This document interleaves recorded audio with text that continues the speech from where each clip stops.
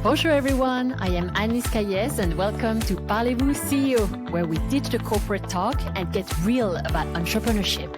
Each week, I chat with founders and CEOs who build businesses their way, through the failures, pivots, and breakthroughs. And they bring the fire. Plus, I'll drop some golden nuggets of wisdom from my own entrepreneurial journey. This is your space to grow, learn, and evolve with a true growth mindset. Remember, success isn't about perfection, it's about persistence. Now let's kick things off and get this party started.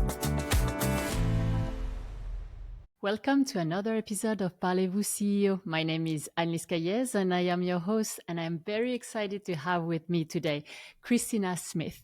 Meet Christina. She's the CEO and president of Community Support Advocates, a nonprofit providing mental health and disability services to over 3,000 individuals across Iowa.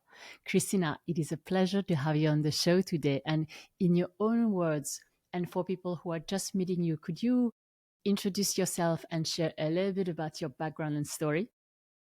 Absolutely. Thanks for having me. Appreciate it. As you said, my name is Christina Smith. I run Community Support Advocates, which is a nonprofit that does disability and mental health work in central Iowa. And I have been with Community Support Advocates for 27 years. I started shortly out of college. I have had a couple jobs right after graduation, but really landed at Community Support Advocates as one of my first real professional jobs. And it was just opening, and got the opportunity to kind of open an organization that was specialized in providing specifically care coordination and case management for individuals with all kinds of disabilities in Iowa. And since then, when I started at Community Support Advocates, we served about 100 individuals, and now we serve about 3,000. And so a group of us have just really done our work there to see what our community needs and to build. And now we started with just one or two programs, and now we have about 9 different specialty services. It's been a joy to work within central Iowa and figure out what the community needs and work really closely with the community and see what works. When I started this work, it really wasn't necessarily personal for me, but along the way have many loved ones, including in my immediate family, that live with mental health and disability. And it's that experience has made me, and that perspective has made me a better leader. What an incredible journey, and thank you so much for sharing. So 27 years ago, did you ever imagine that you would be at the head of a big company? No, not at all. I was drawn to the work because of the people that we support, right? I loved meeting the families and individuals, hearing their stories and learning from them. Wow, the resilience when I met them, and seeing the grit and what they overcome, and I learned so much from them. And now I still get to do that, right? For 27 years I've seen some of them we've surfed that long, and others we maybe surf and support them for just short periods of time, but I get to hear those stories. But now it's also about my I guess the privilege of being able to advocate for them on a much bigger level and creating systems that work for them. I get to support and build a team that will do exponentially more than just one person myself can do. And I love watching them grow and find, what really excites them about the work and seeing how they're impacting other people's lives. And that's a lot of fun. Amazing. And so going back to your team, I know you prepared them for state funding changes while your peers delayed action. What made you take that proactive approach? Well, it's part of learning, right? So early on, so I became a C-suite executive here when I was just 25.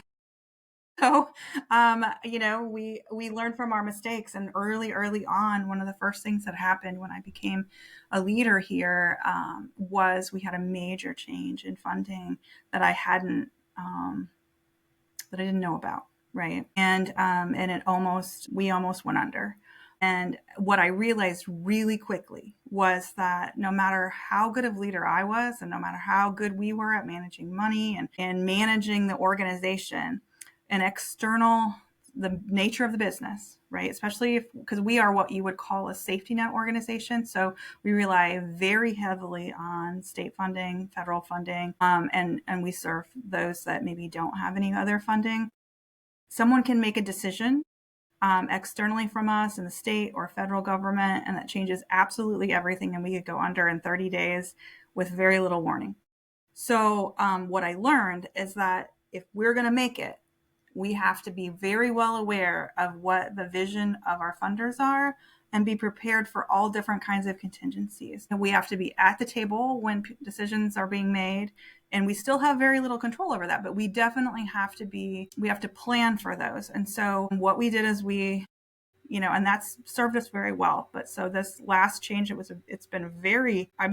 working in this field for almost 30 years. And this has been the hardest change because every single thing about disability services in Iowa has changed. And the vision isn't quite there yet. I mean, we know what the vision is, but it's not quite realized. And so it's been really hard for providers and families.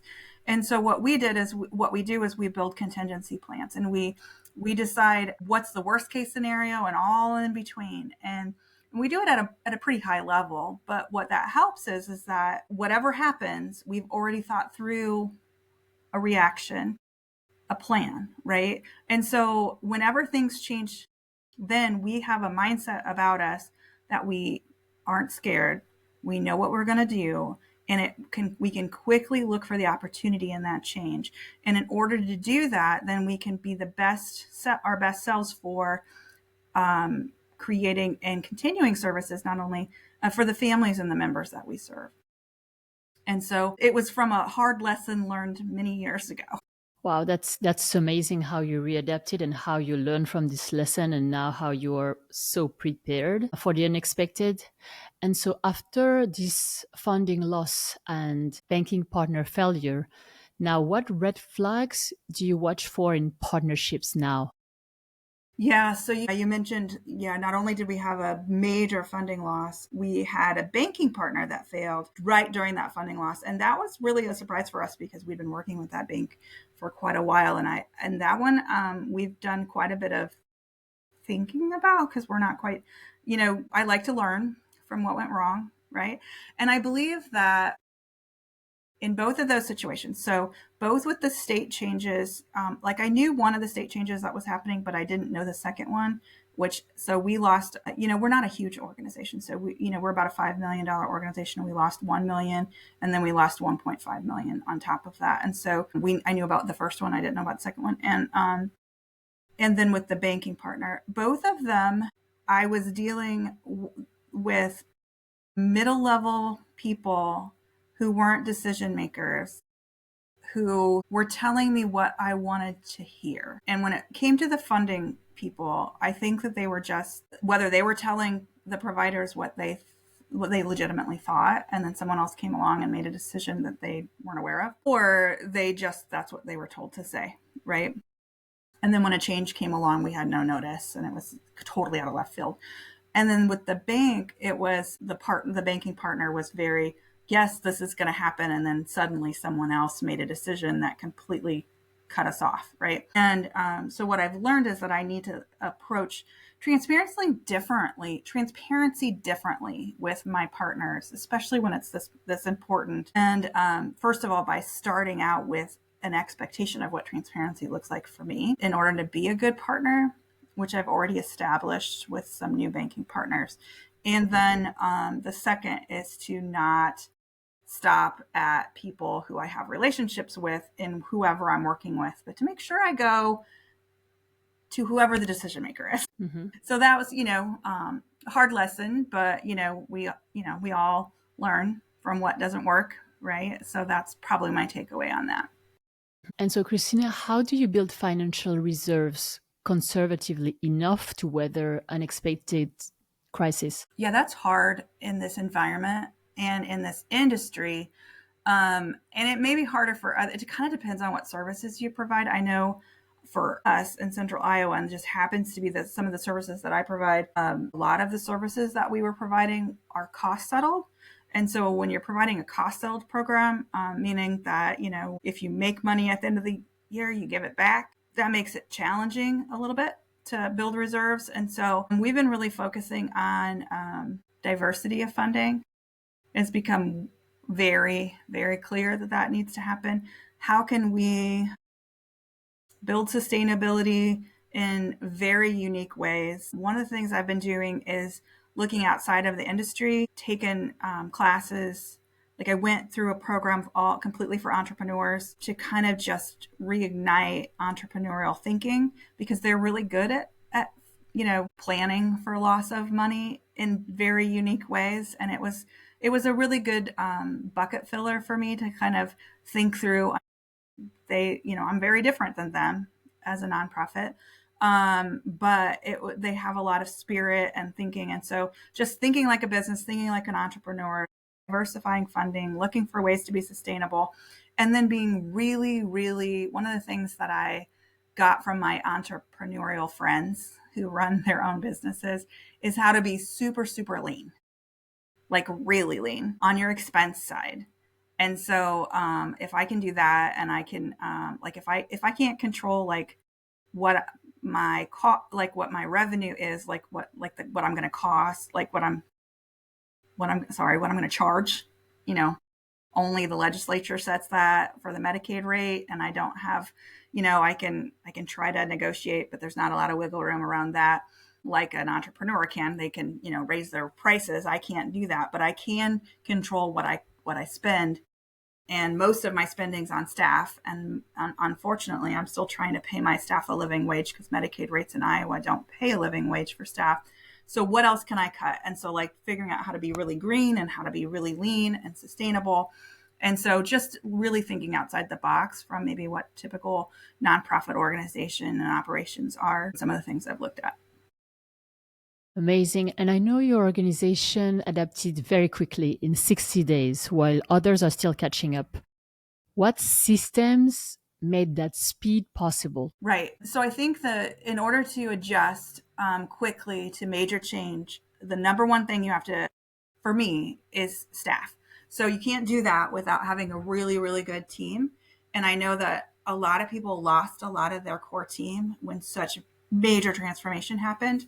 And it was really, I can't explain how bad the transformation was because it was so unplanned. And so the very, very first thing I did was to be highly transparent about what we did know and what we didn't know. And then thankfully, we had done a lot of work on a foundational level about our organization and our values. So, and we did that way before COVID, and it was also helped us through COVID. So think of there's a lot of things about our work that you can't control. So people are there's a lot of environmental things that so if we lay out, this is our organizational mission, these are organizational values, and no matter what, this is how we respond. Sometimes that's the only thing I can control is how I respond to things. Sometimes the only thing you can control as our teammates is how we respond. So this major shift happens. Yes, we're all kind of changing jobs, and now suddenly you feel incompetent. But how we respond is we're going to respond through our values. And we had a really great conversation with our staff about we can still be very value centric, and we can still do great things for the people that we serve in just a very complete different way. And we engaged in that conversation so they felt some sort of empowered to do that. And that helped a lot so that they still felt, myself included, still felt like I was making a difference, even though I might have felt completely incompetent during the change. Because, when your job completely changes and you don't know what you're doing and you don't even know quite where you're going because someone else is leading that and changing it, right? It could be really easy to be like, I'm going to go work at McDonald's because, it's hard work and I may even make more money. That keeps you grounded and nope, I'm still going to make a difference. I'm going to ride this out. And so honestly, that's what we did. And I think that was the difference, because if I would have lost half my staff instead of really only losing a couple, we wouldn't be where we're at today. And so as you were going through such a difficult transition, What kept you afloat? How did you surround yourself with other entrepreneurs? Do you have mentors? What kept you sane in such a big storm? Great question. Well, one of the things that we did is we made it okay to not be okay. And we talked about it a lot at work. We have a really great culture and people were very supportive. And I don't, it's not all that common for people to like reach out to people in leadership and be like, how are you? Are you okay? But I had a lot of that and I really appreciate that.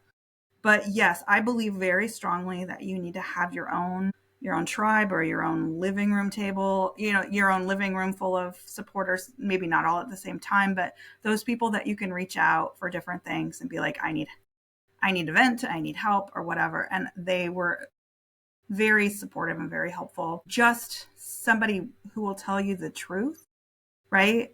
Who will say, if I'm the person who the problem is, like who you can say, this is what's going on and say, nope, you're on the right track. Or who will say, nope, you're the problem. And everybody needs that, but especially every leader needs that. And so I relied heavily on that and then really focused on self-care in a way that I really hadn't in a long time because I didn't want to, I wanted to be okay at the end of this. And I really encouraged everybody else to do that too. And we're not at the end of it. We still have October 1st was the day that we like really needed to, like everything shifted and we still have a long way to go. But we are in a much better spot than I thought we were going to be. So. And when it comes with the visibility of your organization, what have you felt is or was your biggest challenge when it comes to getting visibility for your company, your organization, and communicating your impact with either potential funders or patients? Yeah, we struggle with that. I can't tell you how many times people say that they have no idea who we are. And that's okay. And what I will say is that then you're very blessed because if you are in the industry in Central Iowa, then you know who we are. We're well known in the industry. If you need mental health services, then you usually know exactly who we are. But I will tell you that we're mighty, but we're also very lean and small. And so I am a CEO that does a lot of still operational work. I am in with my staff during all these changes. We opened 3 new services. I am going to be on the front lines opening those services, making sure they get up and running. And I like doing those kinds of things. I do a lot of advocacy work, but what I don't do as much as many of my peers is networking and public speaking and getting out in front of large groups of people. I mean, I've done a lot more than I have in the last couple of years than I ever have, but it's hard to compete with like nationally known organizations that are similar to ours or people whose CEO really that's their main job is to network and tell people all about what they do. And I just don't. And so I would love to, but we're lean. We run really, really lean. Yeah. So that's probably my biggest hurdle. And then, and we work really hard when we do put marketing out to make sure it's done very respectfully, that it's done with, that it's both trauma informed and trauma responsive. We have a lot of people and this was surprising to me because it was something that we really struggled with, is telling our story. But a lot of the people that we serve was like, I want to tell my story. You guys have made such a big impact on us. And that was very humbling and it just was beautiful to see. And so we've been doing a lot more of that, but then how to use it and how to have the most reach. And so without spending a lot of money on marketing, because we're still, again, running very lean. And it's a hard balance, to be honest, of how much money to put in that when I still am not able to pay my staff a living wage. And so I'm trying to kind of balance both, right? And so we're still working on that. Absolutely. It is a hard choice and it is a hard balance because at the same time you're looking to grow the business. At the same time, you're trying to be as lean as possible. So it is definitely a challenging topic that a lot of business owners or in the mental space are struggling with. And Christina, what inspires you to dedicate your life to serving Iowa's most vulnerable individuals, and also what keeps that fire burning? I really enjoy the connection with the people. Again, like the first thing that drew me to it was the connecting with the people that we serve, right? I really enjoyed being a direct care worker. I did that for years, had some component of direct care to what I did. Even as a C-suite worker, I did that for years. Probably for the first 12 years that I was here, I had some sort of, caseload where I spent time with people that we served and actually served them myself. And I loved that. And I still love that connection. And now I get to connect with them through stories of the people that I lead. And again, I think it's truly amazing. And I probably geek out a little bit on like make someone resilient and what, like you and I could both go through the same thing and what makes your response different than mine, and like all of those things. And then over the years, I've struggled with my own disabilities, my children have, other people that I love, and like breaking that down and understanding like how things in my life have helped me, how barriers have hurt me, and then pouring that back into what I do for others. I really enjoy that, breaking down barriers in the community and gaps in support and listening to others. It's definitely, I get a lot more out of the work that I do than maybe what I put into it. I still feel, but I also think, in the next few years, it'll be time to, after so many years, it's time to have new, fresh ideas at the top. So I'm looking forward to that. I have so many bright people, leaders coming up underneath me. And so I'm looking forward to see what they're going to do. So I like doing those kinds of things too. That's amazing. And so, how do you nurture hope and strengthen your value based culture, especially during times of change? Well, I think that, nurturing the values-based culture, I'm glad that we had a structure in place before, because it has been invaluable to me in that foundation of, and it's kind of a little bit hard to explain, but it's a little bit different change than what we were just talking about with like funding changes. But this is more of an environmental change where, the community around us, and this was one of the reasons why we did this, is the community around us, like the world around us, was feeling very, very raw, very separated, very not good, right? It was like even in all spaces, right? And what we wanted to do was, how do we create a community where we are, and where people come to work and they can feel like they can be themselves and wholly belong, and then create a space where people can come for their disability or mental health services, where they can be themselves authentically and wholly belong. That's hard work, right? And the way to do that is to work every day. You lay out the foundation of those values, and then you work every day to be your best self within those values. And then you commit to each other to hold each other and yourself to being your best self, which means, how can I help when someone's not, when someone's judging without, or someone's marginalizing or whatever, and how can I help, and what barriers are there, and how can I bring them down? And so we know that we'll never get to exactly where we want to be, but if every day everyone that's here, working here, is committed with that in mind, that we all want to be able to be here authentically ourselves, even though we could be very different, especially in the political environment that seems to be, ramping up some days more than others. And we can be here and support each other and be our best selves while we're here. And that honestly helps us understand, no matter what happens, the one thing I can control is that I'm going to be my best self today.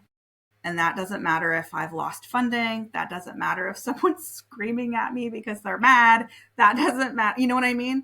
And so that honestly, and ultimately, if I can show up at here and be myself authentically and be accepted, that's hopeful, especially with everything that's going on. And so I don't know if that completely answers your question, but that's what I have, and that's what we've been working towards. And I think that helps people and has helped people we saw it specifically in COVID when people were feeling just absolutely traumatized by going to work, right? And then now, as things change and we see people losing services and going homeless and all of that, and people, and not having service support to give them, that's another way that we can, okay, I'm going to focus on this, and I may not have housing dollars to give you, but I can see you as who you are and support you as who you are. And hopefully that's hopeful. Absolutely. That's beautiful. That's really profound. So, Christina, what personal practices energize you and help you fully show up for your team and also the 3,000 lives that you serve? Well, I probably am not. I probably talk a better game than actually doing self-care for myself, but I've been working on it. I really enjoy meditation and yoga. I spend a lot of time with my friends. Of course, I have a lot of friends who are therapists and doctors. So it's like, we provide therapy to each other kind of thing, but not officially, but you know what I mean? Like, we tell it as it is. I like to read. In my family, I have 2 kids who are just the most resilient people in the entire world. They both have had transplants. We've lost almost both of them physically. And so that's a whole nother story. One is my daughter's 27 and she's about to be a therapist and going into the mental health space. And I just truly, truly enjoy. She is a bucket filler for me. Like, I truly enjoy. She's going to be so much better at this than I am. And I can't wait to see what she does. Yeah, that's fun. And so for your daughter entering the space, and maybe for your 27-year-old self, what do you tell her and what would you tell yourself if you were to meet your younger self? Question. So for both my 27-year-old self and for my daughter, I would say that you are enough and that your perspective is valuable and that you share it. I think as young women, really in any field, but I know my 27-year-old self, even though I was a C-suite executive, it was still very, very much a man's world. And I had a lot of experiences where I was given the opportunity to lead, but at every turn was told how I really should be quiet. And that was very internalized of maybe my perspective wasn't valuable, but it was. And it was a 27-year-old perspective, but it was still very valuable. And it was at the table for a reason and needed to be shared. And so if you're at a table, you're there for a reason and your perspective is valuable because no one else has your perspective. And don't forget that. No one has your personal perspective and it should be shared and valued. And so throughout the years, how did you overcome that? If you had imposter syndrome, even if it was internalized, how do you constantly improve that and lean in? Yeah, it really helped me. I joined a group of other CEOs because I've been here forever and I didn't always know that what I experienced was different. You know what I mean? And so it took me stepping out and joining a group of other CEOs that happened to be all men, which was kind of funny. And my perspective and input was so valued there, like so valued. And it was like this, like, what, And so then I started asking questions and they were like, no. Like, that's not, people say what? Like, and I was just like, oh, like, and I realized that there were people in my world that were like purposely kind of like letting me go certain far and then just put me right back in my place. And so then I was like, okay, that's an intentionality that I'm not recognizing. And so then I just had to, it was a confidence thing. And once you have it, you have it. And then I recognize it in others. And I tend to try really hard to talk about, making safe spaces for others and recognize immediately. So it's very common for me to, like, when a new leader joins my team or anybody, and I'll talk about imposter syndrome and like, I still have it. we all have it. It's totally normal. Let's talk about it. And that you wouldn't be here if I didn't want your opinion. And let's just giving everybody permission to like talk about it. And it's not just a female thing. I mean, young men, especially young men of color, just don't feel like that imposter syndrome tends to just be there. And I don't want to be that leader that like people are scared to talk to. Now that still may happen. I don't know always how I'm perceived, but I try really hard to make sure that they're aware that that's a completely natural feeling, but we're going to work through it as best we can together. And if you had steps to give someone who is suffering from imposter syndrome, what would you advise someone going through it? 2 things. So one is to check your stories. So we tend to cause our own anxiety by like making ourselves the center of our own story, right? So it's possible that that you've created like it's human nature for us to assign attention to behavior. And, you and I could be talking and I might think that you've dismissed something that I've said or that you're not valuing something that I've said. And then I like that just justifies or further, encourages me to be feeling imposter syndrome, right? When really that's not what your intention was. You're reacting to something that I said that's internalized, that has nothing to do with me, right? And so checking that can cause you a lot less grief in the future. Finding a kind and like professional way to check that and not like, whatever. And then the other thing is like one of the things that I find with people with imposter syndrome who's in any kind of role like mine is networking is really hard. Because like, oh, like I don't feel like I belong. And this was really good advice someone gave me is the way to be the most important or the most important and interesting person in the room is to ask a lot of questions. And if you're in the mental health space, you already are really used to asking a lot of questions. So I really like to make connections. And so I don't really think about and put any pressure on myself as like, I need to be at this event and, find 4 donors or whatever. No, I am coming and I'm like, oh, I just want to get to know you. And I'm asking questions about you, just like a natural, like interested person is. And then I'm looking for ways to connect you, whether that's, oh, I know about your kids, where your kids go to school, or maybe it is about community support advocates. And you get really interested in me and you will remember me because I was interested in you. It's kind of a little bit of a long game, but I guarantee the next time you interact with me, you will remember me because I was interested in you. And usually you will ask me questions about me back and we build a relationship. And until you get comfortable networking, that's the best way to do it. And especially if you feel imposter syndrome, because nobody is going to turn down an opportunity in one of those events to talk about themselves. I guarantee it. Absolutely. This is really insightful and a great tip for the people who are listening today.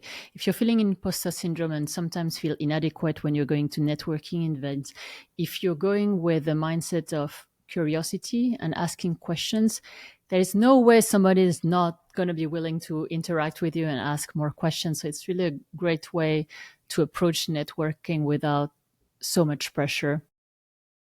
And Christina, is there a moment in the 27 years that you worked for that organization that really stand out as one of the most powerful example of creating hope with those? Yes.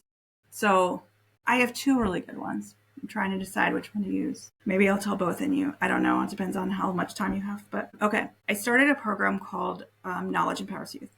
And it is a program specifically for youth in the Department of Human Services foster care system who have significant mental health issues and are coming out into and are aging out into the adult system. And usually those kids would fall through the cracks. And so it was very specifically kids who don't have like family. So a lot of times they had been in the system since a very young age, significant mental health issues, nowhere to go, right? And it's a community-based program. And it was a really hard program to launch because just for many reasons.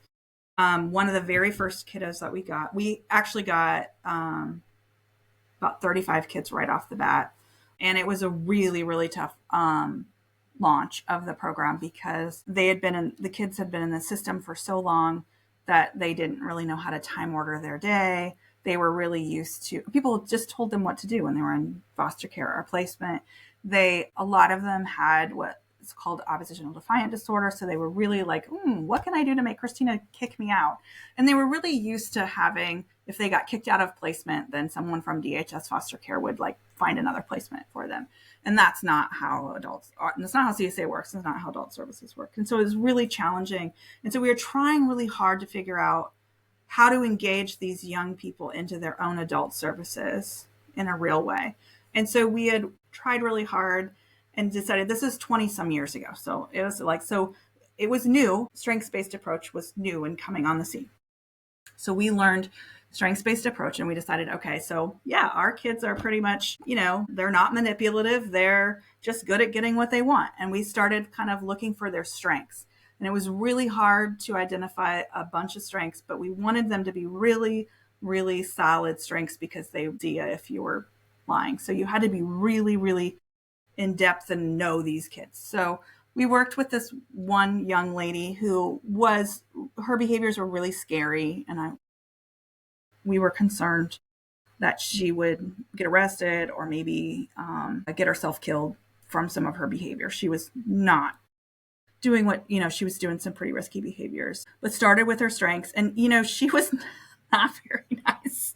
And so I was the person working with her. And so, I'd say this one strength that's what we had identified, but it was a good one for her. And she'd either do one of two things. She'd look at me like I was the dumbest person in the world, or she would pretend she didn't hear me. And we did that little dance, as we were working together for like 6-8 months. And then we moved on and the team did that. And I was the team leader and all that kind of stuff. And she ended up doing quite well. And she was there in our Knowledge Empowers Youth program for about 6 years. She ended up getting married, having kids, etc. She still struggled a ton with her mental health issues, but she did so much better than anyone expected. A number of years later, she came back and she was coming through town and she wanted to talk and talk to me about a new job she was getting. And I wanted to see pictures of her kids. And so I was like, oh yeah. Lo and behold, she was talking about her new job. She was nervous and I didn't even think about it, but it just came out of my mouth, her strength from a long time ago. And she started to cry. And I was surprised at that because like I said, she was not a very nice person. She usually just yelled at me. So she started to cry and she said, you were the first person ever to say that I was good at anything. And she goes, and I was so mean to you. And she goes, no matter what I did to any of you guys, you kept showing up and you constantly said that I was good at her strength until I believed it. And she goes, and I honestly don't know where I would be today if you didn't do that. And she was crying. I held it together. And then when she left, I went into our the program's director's office. I was like, oh my God. But the concept is like, we serve these kids who no one ever in their life, I mean, that's a pretty common experience. No one in their life has ever told them they're good at anything. And I will tell you that it's not that hard to build a relationship and to seriously find something that they're good at and to hold that for them until they believe it. And you may not ever know that you've changed their lives, but I guarantee that you are making a difference. And so I do tell that story to new staff because I know they're going to have really bad days. And there are days when people are just not very nice, but they're still making a difference. It's okay. It's okay. It's not about them. They call me all the names that they want to in the book. It's not about me. It's about them. And, you have to learn to depersonalize that and all that kind of stuff. But so that's probably one of my favorite stories. And again, you don't get those too many. People don't come back and say thank you. And I don't think that was her intention. I think it took her by such a surprise when I brought her strength back up. It kind of surprised me too. I was like, oh, where'd that come from? But she was upset and it just came out. I must have really believed it. I did, obviously. She can do anything because anyway. So that's a fun story. And I'm glad that I could be part of her story, I guess. That's amazing. That's really profound, the impact that you can have on people. And And I think it must be tricky because I'm sure you don't always hear back from patients and how it impacted them. So it's like navigating in the blind, and you don't really, might not always be really aware of how impactful and of your contribution. Sometimes, like, families will tell you, or someone will say it. And honestly, you can see it if you look. I mean, you know that, you're important to certain people, and that's good, has to be good. It's You're not doing it for the kudos, right? Otherwise, in the wrong field. Mm-hmm. But when when they make, you're just so proud of them when they make it, when they do something, they set a goal and they get there, and it's not my success, it's their success. And yeah, and that, because if it was my success, then it wouldn't be their success. You have to let them fail, you have to let them do it themselves, and it can be fun if you look at it that way. It's beautiful. Christina, what is new for your organization and where can people find you? Great question. Well, we started a couple new programs, including our big one is we are moving into more youth services. So that youth program that we started 20 years ago kind of just went down to age 16, and we're taking it down to age 11. Really, youth services is something that is kind of desperately needed. And we're wanting to kind of catch kids and families, who are either in crisis or just coming out of crisis or whatever, just keeping them in their homes, in their schools, in their communities, using the same wraparound support approach that we use for our Knowledge Empowers Youth, but bringing it down into a younger generation. And so we're doing that, and have started that this summer. And you can find us at our website, teamcsa.org. So TEAM, and then CSA as in communitysupportadvocates.org. Amazing, Christina. It was such a pleasure to have you today on the show. Your insights were amazing. I'm sure are going to help a lot of our listeners today. Thank you. And that wraps up today's episode. I am Anne-Lise Cailliez, and I can't wait to join you again next week. Thanks for listening to Parlez-Vous CEO today. If you enjoyed the show, leave a 5-star review. It helps us keep going. And connect with us on Instagram at Parlez-Vous CEO. I am Anne-Lise Cailliez, and I know some days are harder than others. On those tough days, think back to why you started. What you're doing today matters, even when you can't see the results yet. Ideas are great, but it's what you do with them that counts. Find everything we talked about today at parlezvousceo.com. See you next week, and you've got this.